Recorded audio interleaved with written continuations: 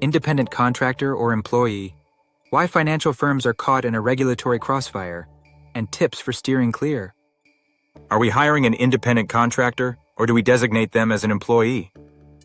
It sounds like a simple question, but in the financial services industry, it's a regulatory crossfire.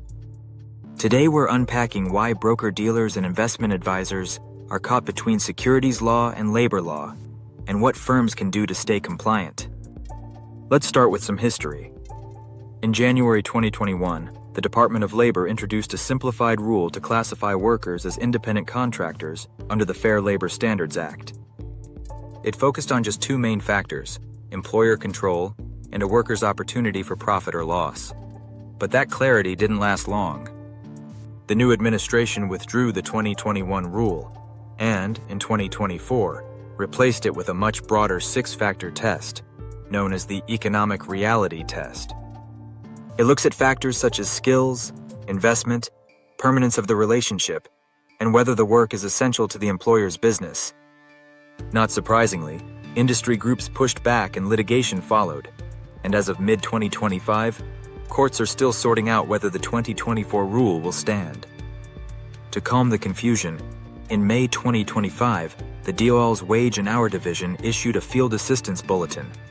For now, enforcement is paused, and regulators are falling back on the long-standing 2008 fact sheet. That means 6 factors once again define the working relationship. Things like employer control, worker investment, skill and initiative, permanence, profit or loss, and whether the work is integral to the business. Here's what is key: labels and job titles don't matter. What matters is the economic reality of the relationship. Here are the 2008 fact sheet key factors: control, profit or loss, investment, initiative, permanence, and integration. And then there are securities law oversight considerations. And here's where things get tricky for financial firms. Securities law doesn't care how you classify someone for labor or tax purposes. Whether a representative is called an employee or contractor, FINRA and the SEC still treat them as associated persons who must be supervised. That means proper registration, compliance with written supervisory procedures, approval for outside business activities, advertising oversight, branch inspections. The list goes on. This level of control is required by securities law. But the very same control can be used by the Department of Labor as proof that someone is really an employee under the FLSA. In other words, the SEC and FINRA require control, and the Department of Labor sees control as employment. So firms are stuck in a contradiction. The regulatory conflict? Comply with securities oversight, and you risk misclassification under labor law. But back off supervision, and you are exposed to violations with FINRA and the SEC. How can firms mitigate risks in a Department of Labor versus SEC FINRA compliance tug-of-war? It's about balance and documentation. Here are 5 best practices to reduce risk. 1. Draft clear independent contractor agreements. Spell out autonomy, control over scheduling, and clarify that compliance oversight is required by securities law, not employment law. Limit control to regulatory requirements. Don't impose extra employment-style rules like office hours or mandatory sales quotas. 3. Document your rationale.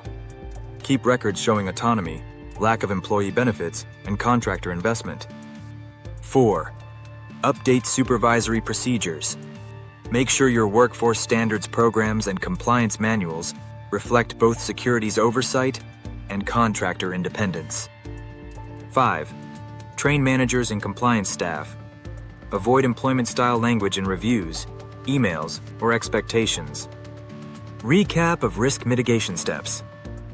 Clarify agreements, limit control, document rationale, update procedures, and train compliance staff. In summary, independent contractor classification is still viable in financial services, but the risks are higher than ever. Firms must balance SEC and FINRA oversight with the Department of Labor economic reality test. Misclassification can mean back wages, tax penalties, and enforcement at both federal and state levels.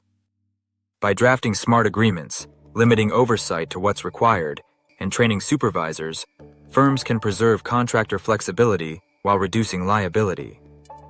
If you found this breakdown helpful, Don't forget to like this video and check the links in the description to subscribe for more legal and compliance updates.